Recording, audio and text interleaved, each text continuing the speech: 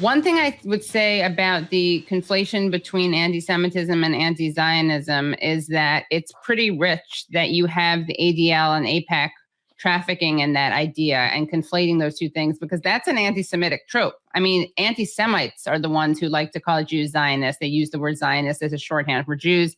They're the ones who talk about the dual loyalty trope, which suggests that, you know, American Jews will never be fully loyal to America because, well, I mean, I'm not really fully loyal to the American government, obviously, but that's another issue.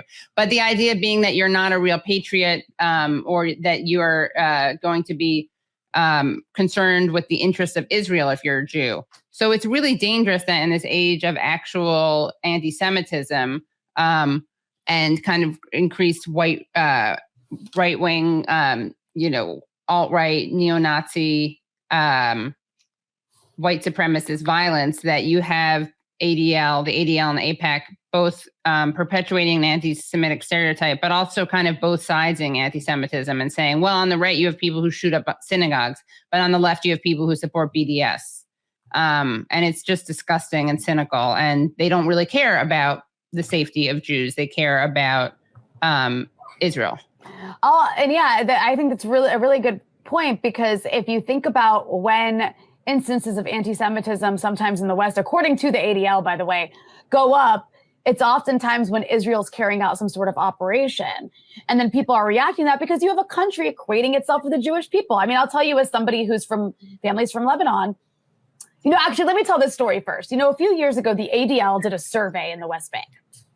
A survey that they said demonstrated how Palestinians in the West Bank are anti-Semitic. And if you looked at the questions on that survey, it was things like, do you think Jews have too much power?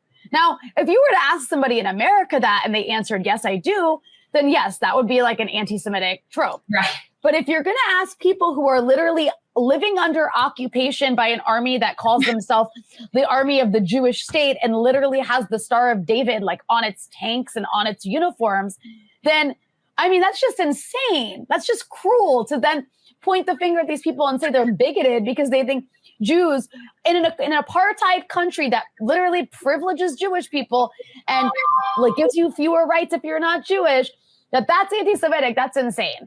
And like, I remember, you know, and the same goes for even a place like Lebanon or across the Middle East. I mean, a lot of people in countries across the Middle East have very negative views about the Jewish faith because they associate it with a country that bombs them. I remember when I was a kid and I was like, I don't know, like 7 or 8 years old. I was visiting Lebanon for like the first time in my life. And we were drawing, me and my cousin were like sitting around, like coloring and drawing. And I drew like a star. And the only way I knew how to draw a star was to draw 2 triangles. And I remember my aunt came into the room and she was like so horrified because I drew a Star of David. And like, that's the mentality of people in the region towards symbols of Judaism because of Israel, because it has it on the flag. So if we want to talk about what perpetuates the kind of anti-Semitism that the ADL, you know, despises so much, if they actually cared, they would find it very problematic that there is a very aggressive apartheid country using the symbol of a religion to characterize and identify themselves. And then acting very aggressively towards people around the world, and then conflating any criticism of that country with Jewish people. I mean, it's like, that's the conversation that should be a part of the anti-Semitism conversation. And it's not, because a lot of these organizations, like Katie said, don't actually care. They don't actually care about anti-Jewish bigotry. What's interesting is I saw somewhere recently, and it was the head of, I don't know if it was the AIPAC, the PAC, or it was the head of AIPAC, but said, we're not about Jews. That's not what we're about. Well, then if you're not about Jews, then people that disagree with you aren't anti-Semitic. Right. You don't have it both ways. Like, if somebody is going to claim to represent Judaism, then do so. But they're not doing that at all. Like, that's not at all what they're doing. And my question for you, Rabbi, this is my big issue, is that the fear that I was raised with, that post-Holocaust fear-based mentality, as if we don't have Israel, we have nothing. The Jews are, that's it, we're screwed. And the fear is not irrational, right? Like, it's a very rational fear, but then it loses its logical conclusion to having a national Jewish state will now keep us safe. Like, that's where the line can't logically be connected from a rational fear. I mean, how do you explain to people that even though it's realistic to be fearful of anti-Semitism, having the state is not the solution to that? Well, the simple answer is, are we more safe with the existence of the state of Israel? You know, Zionism, classical Zionism, held that once there was a state of Israel, anti-Semitism would disappear. That was the answer to anti-Semitism. And, you know, the irony of all of this is that Israel really depends on anti-Semitism for its raison d'etre. It needs to justify its existence because of anti-Semitism in the world. So I would say to people like that, well, what is the part of the world where Jews feel the most unsafe? You know, let's look at the state of Israel. You know, yes, there has been an alarming rise of anti-Semitism around the world, but Israel is an over-militarized garrison state. You know, that Israel has become the focus of Jewish fear. So I would simply ask people, do you feel that we're more safe for having the state of Israel in existence? You know, the other contradiction is that, you know, I believe it is anti-Semitic to associate all Jews with the state of Israel and the actions of the state of Israel. Absolutely. Great. But you know what? Israel calls itself the Jewish state. Israel, by its very existence, associates itself with all Jews throughout the world. It is the state for the Jews. So we are all implicated, whether we want to be or not, in everything Israel does. So Israel can't have it both ways. They can't complain about the anti-Semitism when you know, people associate Jews everywhere with its actions, but then, you know, somehow, you know, try to claim that they are the voice and the home, national home for all Jews throughout the diaspora. It's I mean, it's like the Islamic State, like in what that did to Muslims around the world. It's like, so I look at my congresswoman calling out anti-Semitism, and I'm like, no, she's not anti-Semitic. You're an Islamophobe. You're seeing this whole thing wrong. So this, my Gaisha friend here, puts this up, not realizing that it was somewhat rhetorical. But I just think it was kind of funny. So it says, Rabbi Rosen, given the self-evident apartheid and collective punishment of the Palestinians, if the Israeli state doesn't recognize the long-term consequences of this behavior, shouldn't they be sent back to shul? Whatever that means. He thought it was like a question.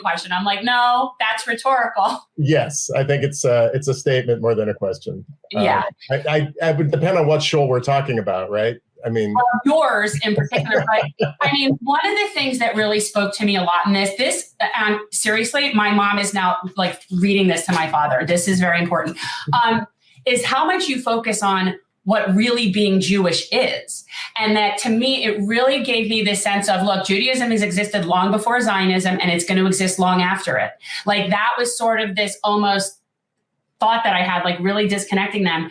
But the fact that you say all of these things that you're saying are actually Jewish tradition, more so than what the state of Israel is doing, saying, oh, this is a Jewish state, isn't based on Jewish principles. Could you talk a little bit about that? Sure. You know, you hear a lot today, you know, when we're going back to the issue of anti-Zionism as anti-Semitism, this conflation with Zionism, which is a modern nationalistic movement that was part of many different modern nationalistic movements that were going on at the turn of the century, right? It's just, this has happened to be one that emerged in Western Europe, in the Jewish world around the turn of the century, was a radical break with what Judaism had been up until that point. Consciously, I mean, it negated the diaspora. It said that Jews needed to go back to the land and create a sovereign state for the Jews, which is something that was absolutely forbidden according to traditional Judaism. That could only happen when the Messiah came. You know, it was a radical break with everything that Judaism had been. And what's amusing to me is just really, you know, half a century later, we're now saying that Zionism and Judaism are one and the same. So we need to really, and by the way, I want to say that it's not necessarily a modern Jewish movement that breaks with traditional Judaism. It's not in and of itself a bad thing, right? I mean, I'm a liberal Jew. I'm part of a modern Jewish movement that breaks with traditional Judaism as well. I think the issue is what it has created. What is it advocating for? It's advocating for an ethno-national, exclusively Jewish state in historic Palestine, which is a place that has always been multi-ethnic and multi-religious. and has created a Jewish majority state that had to dispossess other people in order to exist. And that is counter to just about every Jewish value that I could list for you. I would argue that it's actually, from a Jewish values point of view, quite un-Jewish. I wouldn't deny the Jewishness of those who are Zionists. I just say that that's not the Judaism that we should be upholding in the world. The Tikkun Olam. Absolutely. Tikkun Olam is a central Jewish ethic of healing the world. I don't think ethno-national militarized states are involved in Tikkun Olam. Neither do I. So in this book, just for anybody who doesn't realize, this is the rabbi it was a blog that you started in 08 or 09, and you printed the blog and the discussions that followed, which is really interesting, like watching certain people like parrot certain talking points and just go back and forth. But it's really very interesting how different people view what does that mean to be Jewish. It's very, very different for a lot of people and what that means. But I feel like at its core, we should kind of agree that it doesn't mean it's okay to oppress another group of people. Right? Like there should be a certain basic sense. And yet you are like more considered like fringe by the people like in this, then really it's just common sense. Well, it's like Rashida Tlaib saying you can't be progressive and support apartheid. You just can't do it. Well, they it's say not possible. Apartheid. They refuse to hear that. They refuse to hear that. And even saying that is sacrilegious. You know what I mean? Like you can't. Well, this is our generation's South Africa. So B'Tselem is an anti-Semitic organization then. That's what I keep pointing to. Right. It's a cabal of self-loathing Jews.